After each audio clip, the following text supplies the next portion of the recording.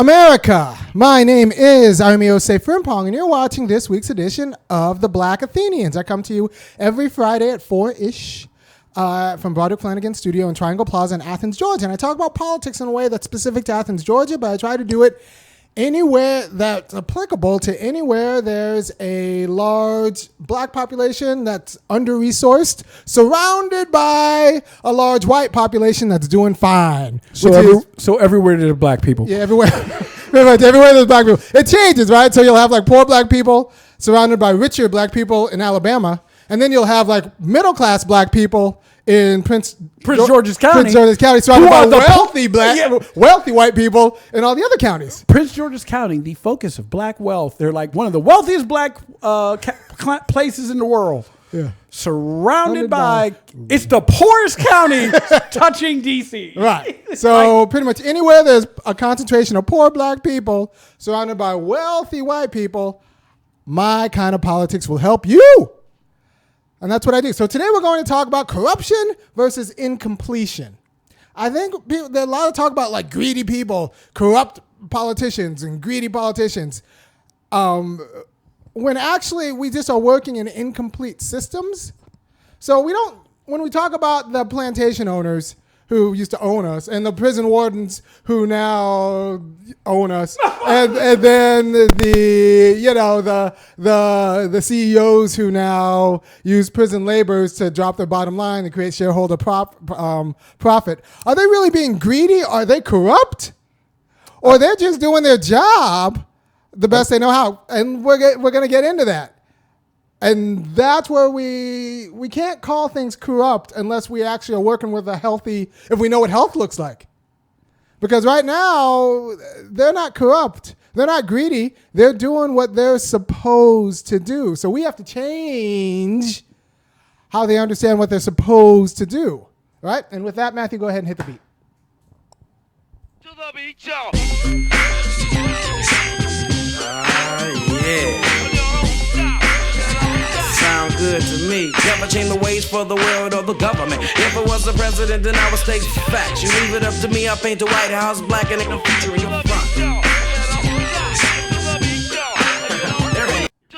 Right.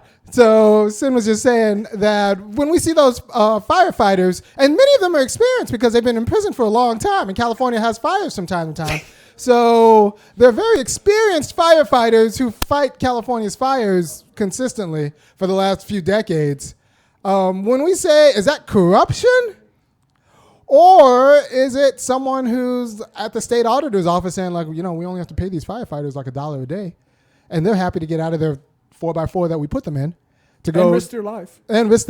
We're paying them for risk. And it's not like we give them health care afterwards, too. Yeah, yes. Yes. God forbid those white people's houses catch fire. Yeah, no. Prisoners are good for that. What they're risking is their lives and their lungs for white art. And then dogs and, white property. So is that a corrupt system?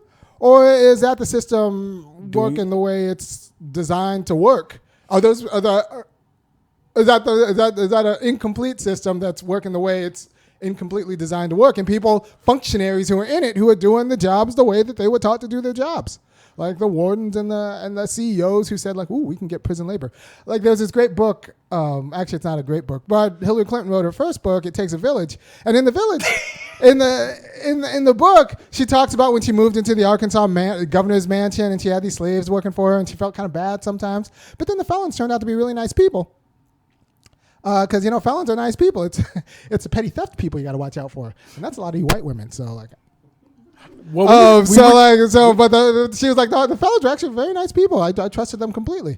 They just got mad that one time. So we were just talking about before the show. The murder she was talking Andrew about. Pointed out that they were talking about crimes that have dropped, crimes that have gone from being things they arrest people to, and they just give citations now. Apparently, things like shoplifting, yes, is only a citation now. Shoplifting is a citation. Public intoxication, a citation now. Yeah, it's stuff white people do. Yeah. So stuff white people do, it's a citation. Black people, you get caught recklessly 5 to 10. eyeballing. Recklessly eyeballing. He made me feel uncomfortable. I feel violated. I was scared for my safety with my bulletproof vest on and him not having a weapon. Yeah, you get shot. So I have been known to recklessly eyeball from time to time. I seize what I want to seize. But that'll get you in jail. All right. So, but what I wanted to talk about are systems, how we understand how freedom works in our society, and how we misunderstand. If you don't know, I'm a philosophy PhD student. Pretty much study freedom all day. I read books on freedom and how it works, and I do other kind of philosophy. But I study self-determination, right? So there's a way in which it's different when you get into a car accident and the person behind you sneezed and they rear-ended you. It's their fault, kind of, but not really. It's not. It's a kind of a natural occurrence. There was no contribution of their will that went into it, as opposed to if they were on the phone while changing the radio station while the song came on, and Playing phone games. playing phone games on the phone. They're like then while they do all of that and they hit you. We want to say that not only do they have to pay for the damage, but we got to talk about they did that on purpose. They had choices of. So there was a moral aspect to what they did, and not just like I need you to fix my binder, and I'm late for my meeting, so I need you to, make the situation whole that way. So we need to. So there's a way in which there's a difference between morality, what we are accountable for, what we do on purpose, and how that figures in to justice, as in how do we make what whole happened, right? Because in both cases, there's a offender that needs to get fixed, not by me. In both cases, there's a fender that needs to be fixed and not by me. But in one case where the person sneezed and just kind of went and hit me, it's different where the person was just making bad decisions, drunk, while changing the radio station and playing on their phone, and they hit me. Same damage, but we want to say that we need to talk about what they do on purpose. We need to say that person, there's a moral aspect. They were irresponsible in a way that the person who sneezed and hit me isn't irresponsible. Right? So people who say that our politicians are greedy and that's the problem and we could fix this with, more morally appropriate politicians, they don't actually understand what's going on. The system is incomplete. The plantation owners were normalized into seeing black people not as people.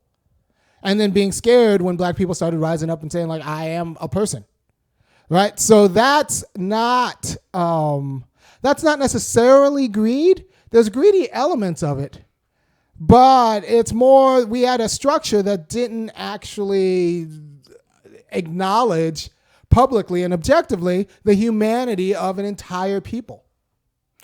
So I guess the easier way would say they couldn't acknowledge that they were wrong. They couldn't acknowledge that they were wrong. Or it would have taken a lot for them to acknowledge that they were wrong. Right now, I have a friend, and we're probably going to have her on in a few weeks. She wanted to have a debate. She's running for county commission. She wanted to have a debate in jail. She's like, what? There's a jail in the city. I'm going to be county commissioner of the county where there's a jail. These people can't come to my rallies and events, so I should be able to go to them and have a debate in jail, which makes sense because we don't annul people of all of their rights just because they get arrested. We don't annul their marriage just because you got arrested, and we don't take all of your property. We shouldn't take any of it, but that's we'll talk about civil forfeiture and another thing. But we don't annul all of your rights just because you get arrested. We just make it the case that you can't do it again. But we don't just annul your marriage and say all right, well, you don't have siblings anymore and your inheritance, we're taking that too. No, we don't just we don't do that because you still have rights. You're still a rights-bearing citizen, which means you still have the political rights to self-govern. We need polling places in jail, and she should be able to have her debate in jail if that's where her residents are, her constituents are, and her constituents can't come out and see her. But maybe they'll do a field trip. Maybe. Look, I've been to lots of places where I see people who otherwise spend their time in jail. Yeah. I've been to banquets. I've been to functions. What I haven't been to is a political rally, and I suspect if they are at a political function, they'll be serving stuff or picking up the trash. What do we call? I want to say in Mississippi they call them trustees. Trustees. That's what trustees. Trustees. Yeah. You're allowed to go out and cut the grass. Trustees. So we don't have to pay somebody full price. Pay somebody full wages. So there's a way in which we've normalized just not seeing them as people. It's not like the people. It's not like I've talked to some Rotary members, not in Athens but in Mississippi, who had trustees helping out at all of their events, and they weren't particularly greedy people. They were just not used to like paying trustees full wages for the work that they did. Right? They weren't particularly greedy. They weren't particularly corrupt officials. They just were not habitualized to noticing that trustees were people too who should be paid for their work, and that's what we should do. And the pushback my friend is getting in the jail for her jail debate idea isn't necessarily coming from Republicans. It's coming from Democrats who say, why? Why? Oh, okay, but why? Oh, because they're people too. I mean, I guess I never thought of it like that. Yeah. Look, and these are Democrats. Let's be clear. Yes. When talking about our local Democrats, they barely recognize Democrats that aren't officially on the committee. As being people. As being people. Like little less Democrats. Yeah, so we've just been habituated into not seeing these people as people. It's not necessarily greed as much or corruption as much as it's not necessarily education either. It's just how we've structured and cultivated people. And there's a psychological disposition. All right, so it's important that we not call it all greed and corruption, because in civil society, we want business owners to be able to make decisions. We want them to be free, right? So let's say you're playing a basketball game, like a professional basketball game. I'll try to give metaphors that people kind of understand. So I was thinking about how to explain what's going on. All right, so in professional basketball, if we called all fouls as flagrant fouls, it would change the game. People wouldn't go as hard. We want people to be able to foul. We also don't want people to flagrantly foul. So we want people to go hard, make mistakes, trip, take a chance, take a risk maybe, and maybe, do something great, or do something not, and maybe they bump into somebody. And so they need to make the situation whole by giving that other person 2 shots from the free throw line. We want people to be able to foul. That's part of the game. If people couldn't foul, if every foul was an ejection, it would fundamentally... Basketball games would be really short. They'd be short and boring. I mean, hockey is pretty much like boxing on skates with like sticks. No, hockey is MMA on ice. MMA on ice. So like we want people to be able to foul just because we need people. Because yes, I like hockey. Actually. Because we want people to be able to do things on purpose and take chances on purpose, and we want to reward people who take chances on purpose. So that's not a moral degradation if you're, Rick Fox, who spent the 90s, getting 6 rebounds and 4 fouls and doing his job, right? Like, so that was his job, and that's a fine job to have.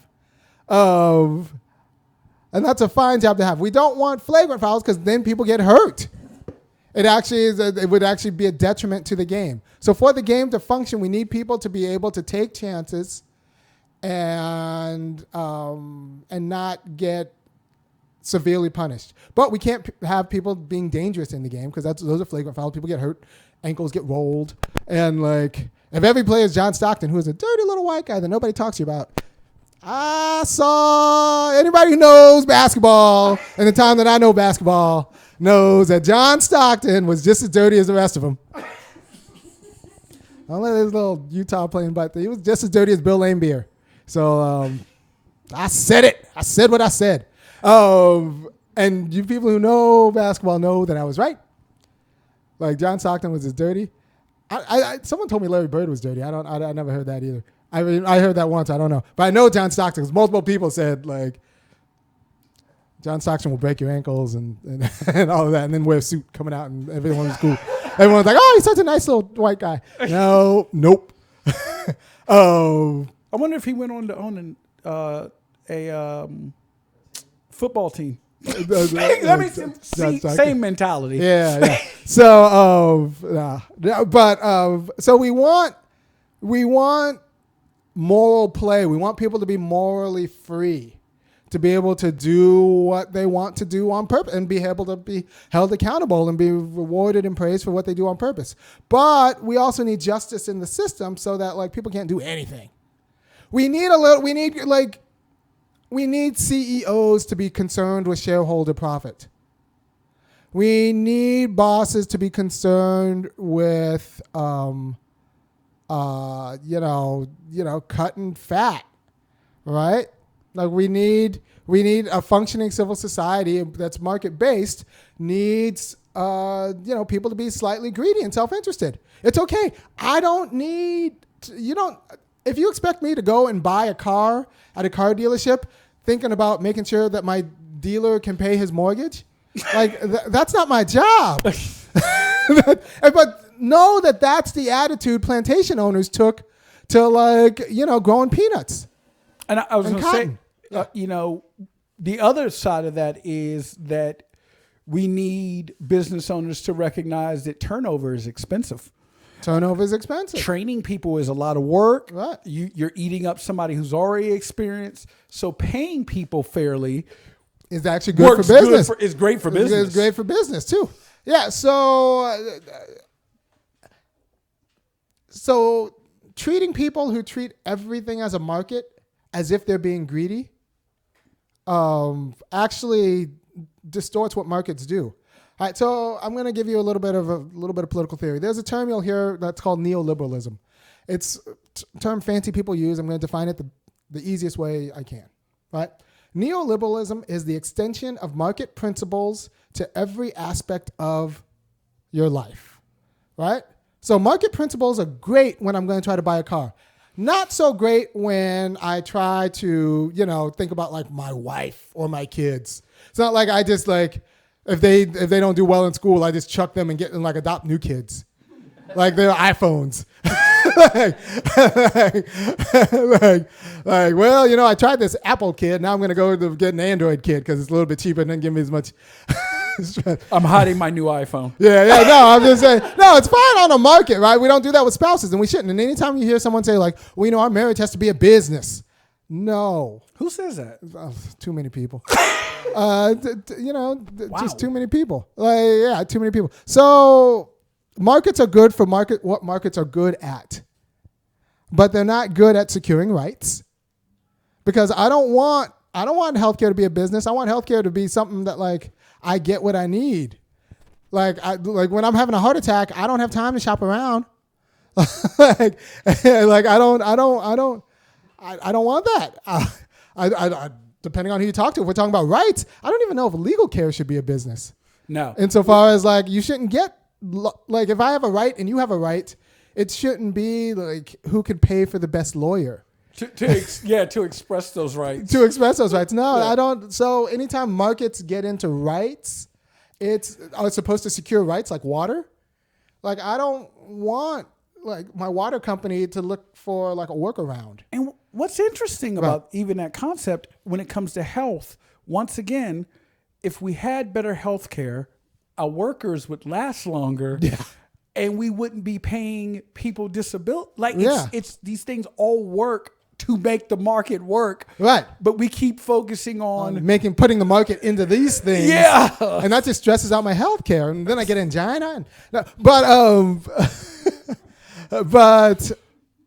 what I want to say is that markets are great for the sphere of civil society, but don't expect them to govern, right? We don't want the market to decide what kind of rules are in football, right? Because according to the market, like I like a good hit. I don't want any fair catches. Have you seen the football games before the fair catch? It'd be like some people like.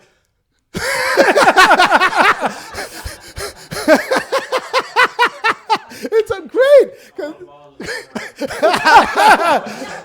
It will be like when you were a little kid and the ball got thrown. You looking around like, you know what? I'm not gonna catch that. We gonna see who gonna pick that up first. It's like the football before the fair catch, and people punt returners are like, oh god. I like seeing the few times I played football growing up. I don't think a single person caught a ball. We were like, I don't want you. Can't you look up someone's blind side? No, and then, but I'll tell you the truth. I remember fiercely being a young man seeing Andre Reed go over the middle, and like look and catch the ball and get clocked. Because at the time I was 13 years old watching football. So if you're going to let the market decide, it's going to be 13-year-old me saying, I want to see Andre Reed go over the middle, and then like. Those mid-air flips are really, really interesting to watch. Do we want to know about Andre Reed's short-term memory right now? No. No, I do not. Andre, there's another guy. I don't know. There are a few tight ends famous for going over the middle and getting, or slot receivers famous for going over the middle and getting smacked. And it made great football, but it wasn't particularly, you don't want the market like governing the game. I don't want the commissioner Goodall thinking like a 13-year-old football fan. He used to call special team the Suicide Squad. Yeah. What's up? Yeah. Computer. Okay. All right. So actually, funny you should mention that, because technically, hasn't the commissioner behaved like that by killing reports about traumatic brain injury? Exactly, and that's a problem. That's a problem. The commissioners, and you don't want umpires to get too excited about a good hit, right? You don't want the governing apparatus to be itself a market-based industry, and with market sensibilities, right? But the players, you don't call a linebacker greedy for doing whatever it takes to get to the quarterback. That's their job. They're not corrupt. And if you know any defensive endmen, like right before the defensive lineman, right before the play gets called, or right before the ball right before the snap, they go a little bit crazy. Start frothing at the mouth and turning purple. Like it's not a healthy place to be all the time in that mindset. But yeah, you want that. You want them to be doing that because that's their job, and like that's fine in that setting. So we can't say that these business people are corrupt when they're doing what the setting is designed to do. We have to say that it's just the design is incomplete. Like football before the fair catch was incomplete because it wasn't actually like realizing the freedom in the game. It was people were paralyzed, like punt returners were paralyzed by like as soon as they take you literally have 9 like guys the size of refrigerators running like gazelles towards you. You look up and so it was actually bad for the game. It was bad for the game. So the football before the fair catch was incomplete. You could say basketball before the 3-point line possibly was incomplete. The U.S. Constitution, actually the Articles of Confederation, like after the war, we started these articles. You know what? They were incomplete. States didn't know how to talk to each other. We couldn't regulate interstate commerce or money. So it imploded. The Constitution before all of the amendments, incomplete. The economy of actually get me there's a headline, Chicago, 45% youth unemployment. The Constitution before the amendments was incomplete, right? And still. And it's still incomplete. Like we just haven't figured out. And if you say, what do you mean the Constitution was incomplete? Well, it's good because this is what I'm writing my dissertation on. So when we started the Republic, there was a stipulation that only property white men could vote. And people say, like, that's racist and that's sexist. But if you read into what they were talking about at the time, they were like, no, these are the only people who are really independent. Because if you're just an employee or just some man's wife, like, you're really just a tool of these guys. So we're only going to extend the franchise to people who are independent.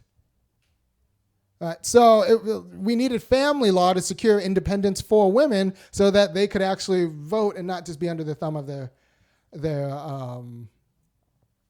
husbands. And we needed employment law to extend independence to employees so that they could exercise all of their other freedoms without just being tools of their employer. Because if you read the founders' documents and like other critical reception, it was like, no, these employees are just tools of their employers. Even if they're not slaves, they'll just do what their employer tells them to do, which is what they do. And which is why we kind of have free speech. But do we really have free speech if you're worried about getting your job? If you're worried about losing your job? No, we'd kind of have free speech. But you know who has free speech? The bosses. So that's why the class makeup of Congress now is pretty much the same as the class makeup of Congress 200 years ago. Landed gentry and independent professionals. And that it's because we haven't actually extended the social conditions of freedom to all of the people. Right? So that's an incomplete Constitution. We have an incomplete United States. Do you have the picture of the headline? Yeah. So there's a headline that says 45% of Chicago young men, black men are jobless. 45%. Are they free? I mean, they can vote maybe, but why? Why bother? They're not if they have to get them on a bus to get and there. not if they might just stay home. Like they are disposable because they're not black people, black men especially, but black people, like the U.S. only has a few places for us. The U.S. private labor market only has a few places. They need us to be slaves. They need us to be scabs. They need us to be prisoners, or they need us to manage other black men to keep the other black men from revolting. like that's our job. Those are the jobs. And actually the last one's a little bit of a growth industry. That's probably the growth industry. Those are the people who make it. Like that's Jay-Z's real job. He started out, making music, but his real job is now managing Negroes. Oprah. And telling us how wrong we are for things that he used to get paid to for. do. Yeah, no. Oprah, what's her job? Her job is managing Negroes. Her job is white comfort, which is a growth industry. Depending on who you talk to, that's Barack Obama's job. Barack Obama's job was to tell you that there is no black America, there is no white America, there's just the United States of America. Meanwhile, Matthew, give me Meanwhile, I see this graph. And it looks like there's a black America and a white America. And the white America, the people on in the blue line, they're high and doing well. And the black America is low and doing poorly. So that, by any definitions, there are two things going on that are separate. There was no shared fate in that graph. There was no shared fate. So don't talk to me about a unity when we have two adverse consequences from the same policy. Those are people in competition where one is winning and one is losing. There's no shared fate. There's going to be a winner and a loser. Shared fate means one purple line going the same direction. I do not see that in that graph. That's not what I see in that graph. So what I want to make clear is that we are incomplete until we secure a place in civil society. That means status and a job. Not just money, but actual status too in civil society, in a productive place in civil society. That means you could actually have the power to annul other aspects of civil society. For example, until you're the kind of employee who can organize with other employees to shut down the business, then you're still a tool of your employer. Right? In order to be free as an employee, you need to be able to organize to make the firm stop. And then that way you can negotiate, how are we going to, how are we going to keep this business going? Until you have that. So that's why you need collective power if you're employees, because there's many of you and one employer, and there's an asymmetry in power. But if you all come together, you can balance the power and then negotiate fair working conditions and wages. So until you have that kind of power in civil society, you're not free because you're going to be scared to exercise all of your other rights.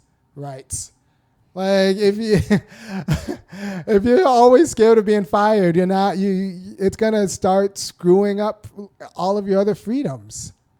Right? That's why you need a federal job guarantee. Like if you're in a market-based society and you're unemployed and you don't have any money, you can't participate. You're just free riding off of the other. You're not even a parasite. You're just kind of around all of the other people. You get contact freedom. Like the way you get contact high, what you have is contact freedom. Those cats in Chicago are riding off of all of the white people in Chicago or work in Chicago who actually are making money. If they're lucky. Otherwise, they're just being left to die. Or they're just being because it get cold there. So like like they're just detritus.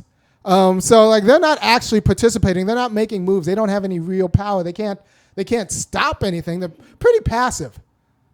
There was a billionaire by the name of Peter Thiel who admitted that like, look, if you're just a single-digit millionaire, then I can do whatever I want. You don't really have access to the legal system. You're just a single-digit millionaire. So, and by that chart, we're not even there. We're not even like by that chart. By that chart, we're negative. How many zeros? Right. So Peter Thiel is talking about running over, like doing whatever he wants to single-digit millionaires. Like when you're like that, that means you can just run over a Negro in your car, and like you don't even have to stop. And you might make $250,000 for doing it. At the bending, he should have been there. He should have. He jaywalked. He jaywalked. I was in a rush. Look at the damage he did to my BMW. Yeah, I know. I should sue him. Yeah. And the black guy can't pay for a defense suit, so like he'll be like, "I'm sorry, Peter Thiel. My hip got in your car's way.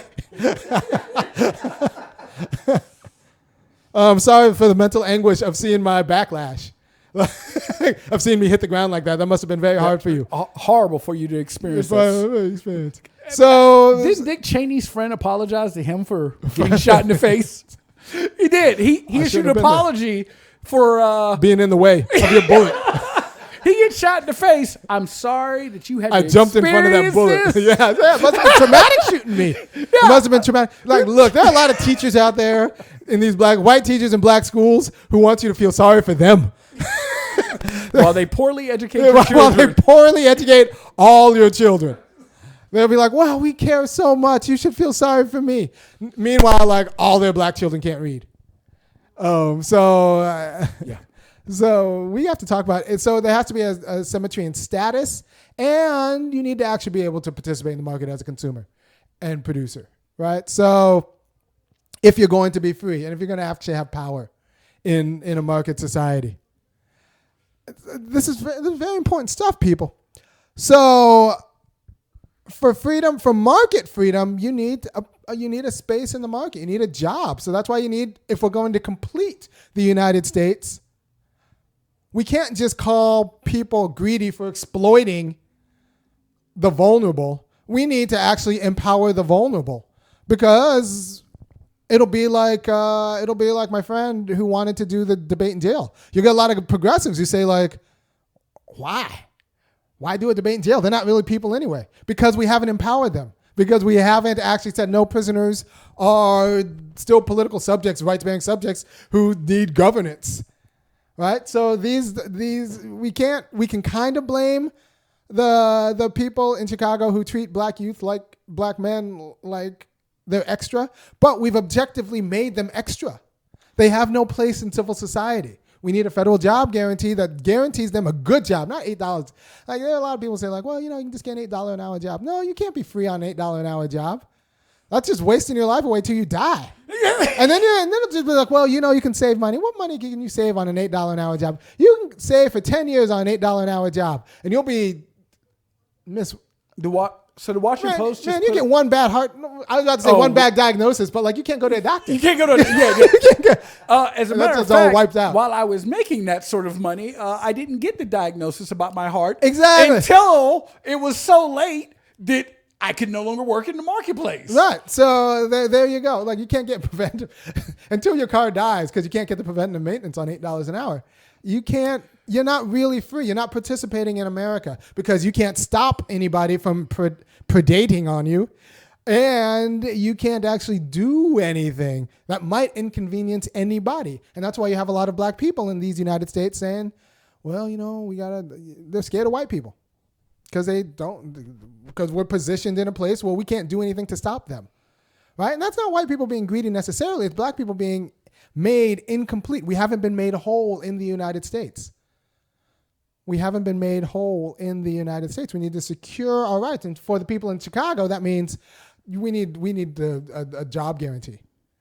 We need to forget the idea that you can be free and not have access to a job and a place in civil society. And then we could call people greedy for exploiting them or them lazy for not working or whatever. But like right now, when you're locked out of civil society, you can't make moves, not en masse. And when making moves means escaping other black people, that's not freedom, that's escape. Freedom means not going to jail, not like being able to escape jail. All right. So we need to make the U.S. complete and stop thinking that we can just call individual actors corrupt when they're working as the system is kind of designed to do. The system's designed to treat black people like garbage. The system's designed to treat black people like garbage. So it's not like we can't say, well, so we need, what we need to do is, first of all, get the market out of all aspects of society, right? So we need to secure rights and not let the market secure rights and not let the market act as a proxy for securing rights. We need actual lawyers for everyone who needs a lawyer, doctors for everyone who needs a doctor, because you don't have rights if you don't have access to the legal system, and you don't have real health unless you can do preventative maintenance on your heart. Or you can get checkup and dental and all of that stuff. And it includes mental health too. And we need to just secure rights for people. And then on top of, after we secure everyone wholeness, after we've secured them rights, which includes a job, then we could like start seeing, all right, so what can we put the market in? What can the market do? Because right now, just tying your fate to Wall Street and saying that like, well, Wall Street's greedy. No, Wall Street shouldn't have so much control over my life. Like the bond market shouldn't control everything about my city. If I need water, I shouldn't have to be like, well, the bond market might get more money on this kind of investments. No, I need water. I need you to tax Jeff Bezos and clean up my water. Flint, by the way, still does not have clean water. Not just Flint. Oh, well, yeah, but I just always have to point that. Like, yeah, Flint does not have clean water. We are still. But like anywhere, like it's like Jesus, anywhere there's 2 or 3 of these. No, but anywhere there's a congregation of Negroes, check the water. I'm just saying, as a rule of thumb. Southern Alabama still has hookworms. Yeah.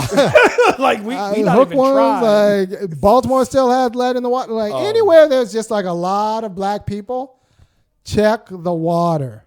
Because we haven't been made whole. And so we need these rights to be secured by our government. And then on top of that, then you let the market do what you want to do. And you want the market to kind of have some play. We want that space for entrepreneurs. And we want a space for, like, people to accommodate each other in luxury goods. I like my iPod. That's fine. But like the market has never absorbed stigmatized communities at fair wages and working conditions. So expecting the market to like get these Chicago black kids jobs or black young men jobs is just, it's like expecting a slave revolt to actually overturn the South. No, I'm going to need some Union soldiers to like put on some blue uniforms and come and shoot some young masters. 200,000 last time. Yeah, and it might take some more. But what's it going? The question is, what are we going to do to secure self-determination for all of us and make this nation complete? To make this, and we won't be whole as a nation until black people are whole as Americans. So what are we willing to do, and what are we willing to risk and sacrifice to make that? And secure by right, not leave it up to the market, and then call them greedy when it doesn't happen. Or corrupt when it doesn't happen. No, it's not the market's job. The market's job is I want people going hard in the paint. Like the market's job is to be like a little bit ruthless. But that's why we need to not put the market in charge of securing everybody's rights. I have completely off point question just Yeah, because what's of something you just said. Do you actually have an iPod? I do have an iPod Touch. I don't have a phone, so I have an iPod Touch. I like the apps. Army is not a big tech person, so I was actually just. I like the apps, so I have a little iPod, but I don't want people contacting me whenever they want to contact me. So we know. Yeah. So I got to read books, and so I. For those of you who do not believe Army do doesn't not have a cell phone, I he have is 3 not kids, lying. no phone. Somehow it works out. My kids are fine. Yeah. So. Anyway, if you like anything I've said or you think it's important for other people to say it or me to keep doing this, I'm going to need you to go to thefunkyacademic.com and sign up for a membership. You can $5, $15, or $50 a month, or you can just make a one-time enormous donation so that I can keep giving the quality of political wisdom every Friday that I think we deserve as a people. And tell your friends too. Send this all your listservs, your book clubs. Look, your Sunday school. You take a. Jesus would want you to just spend your Sunday school watching this video and then talking about it in terms of the Lord. So your pastor may not. Yeah, but some of your pastors worship white Jesus. So I don't know, black Jesus, that Negro from Nazareth, he wants you to watch The Funky Academic. So, all right. Thank you for your time. Matthew, what's on your mind? What's going on? I just want to say that, like, applying it to real life politics, like the main difference you can see the corrupt versus incomplete spectrum, I guess, is the current Trump impeachment, right? You have a lot of Democrats, especially senators like John Lewis, just putting all of their political hopes and all of their political goals into like getting Trump out for corruptness. But when it comes to actually fixing the system, like, well, I don't know if I can do that. Yeah, I think John Lewis is out of ideas. Yeah, everyone's saying Trump is corrupt. No, we've pretty much made a system that everyone's confused about what is the private and what is the public interest. So yeah, people are going to do whatever they want with whatever power they have.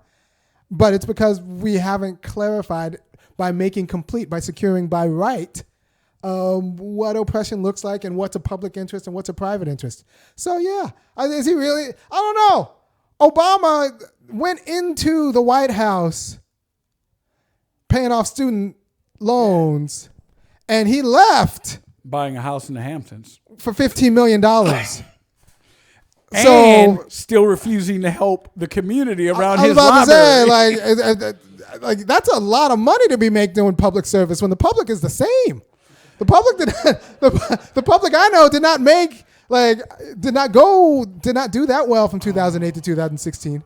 I just realized what we need. We don't need old Kanye. We need old Obama. We need that Barry that was from the neighborhood organizing. No, I think Barry was always on the make. Yeah. I think Barry was always on the make. Why do you have to stop pretending Trump is worse with power than anyone? Right. We need to stop pretending Trump is worse in power than anyone else. Bill Clinton wasn't rich when he got in. He's rich now, buying up all of Harlem now. Bill Clinton. So, like, to pretend that you shouldn't use your office for making money. Nancy Pelosi's got over $100 million. That's not money. I can't even begin to talk about Nancy Pelosi. Like, I don't know. And San Francisco has how many Negroes now? She got rid of them all. Yeah. Most liberal place, really liberally free of Negroes. So yeah, we talk Trump about corruption isn't when we corrupt. haven't. What's up? He's not corrupt. He's obvious. That's the difference between him and the other presidents. He's not corrupt. He's obvious, a little ghost, shameless.